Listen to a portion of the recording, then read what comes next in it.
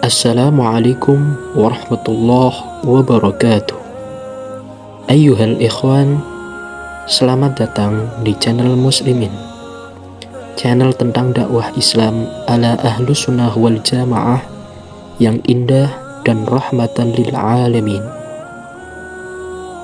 Kita sebagai umat muslim tentunya memiliki tingkatan atau kadar iman yang berbeda satu dengan yang lain. Ada seseorang yang hampir sedikit pun tidak pernah melakukan dosa, yaitu para aulia, para wali-wali Allah, karena hanya nabilah dan rasul yang maksum atau terhindar dari dosa. Lalu ada orang yang tengah-tengah, atau dengan kata lain sering beramal tetapi juga sering berbuat maksiat. Inilah golongan yang kebanyakan atau sering kita temui.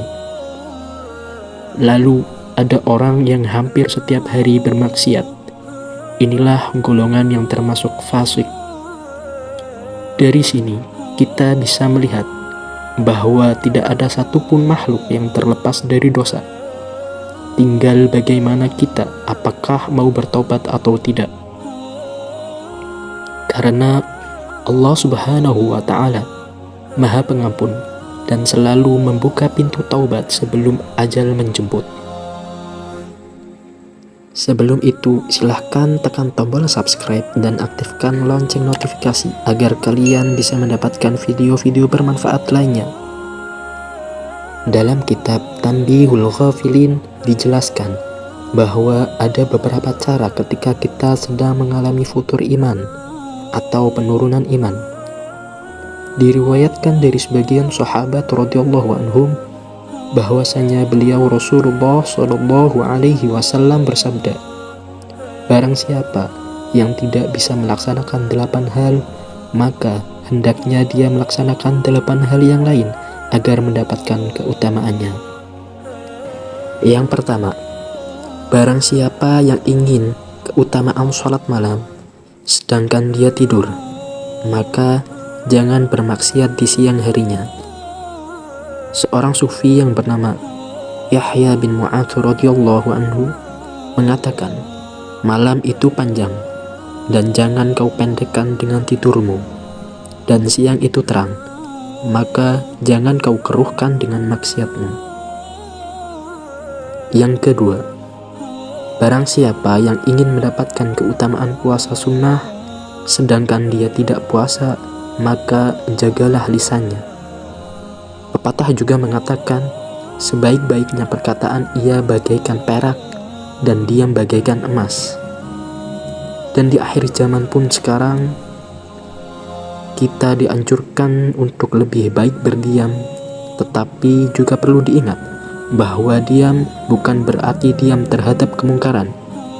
Ketika kita tahu ada kemungkaran, maka wajib bagi kita untuk mengingatkan. Yang ketiga, barang siapa yang ingin mendapatkan keutamaan ulama, maka perbanyaklah untuk bertafakur. Keempat, barang siapa yang ingin mendapatkan keutamaan para mujahidin, sedangkan dia diam di rumahnya, maka lawanlah syaitan atau memerangi hawa nafsunya sendiri. Karena musuh sesungguhnya bagi seorang hamba adalah hawa nafsunya sendiri. Ketika kita bisa mengendalikan hawa nafsu, maka kita layak disebut sebagai hamba yang merdeka. Tetapi ketika sebaliknya, maka kita telah diberbudak dan secara tidak langsung menuhankan hawa nafsu. A'udzubillah min dzalik.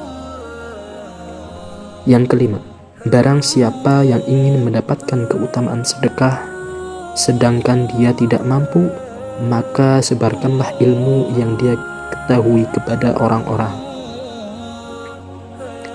Keenam, barang siapa yang ingin mendapatkan keutamaan haji sedangkan dia tidak mampu, maka perbanyaklah ibadah pada hari Jumat. Yang ketujuh, barang siapa yang ingin mendapatkan keutamaan ahli ibadah, maka berbuat baiklah kepada semua manusia, dan jangan menyebar kebencian dan permusuhan kepada mereka. Dan yang terakhir, barang siapa yang ingin mendapatkan keutamaan wali abdal, maka letakkanlah tangannya pada dadanya. Dalam hal ini berarti berlapang dada, dan rela atas saudaranya sebagaimana dia rela atas dirinya. Dari beberapa keterangan tadi, kita bisa mengambil kesimpulan bahwa kita tidak ada alasan satupun untuk tidak meningkatkan keimanan kita terhadap Allah Subhanahu wa Ta'ala.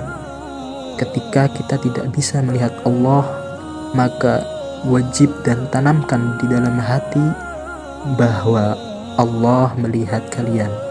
Wallahu a'lam bishawab.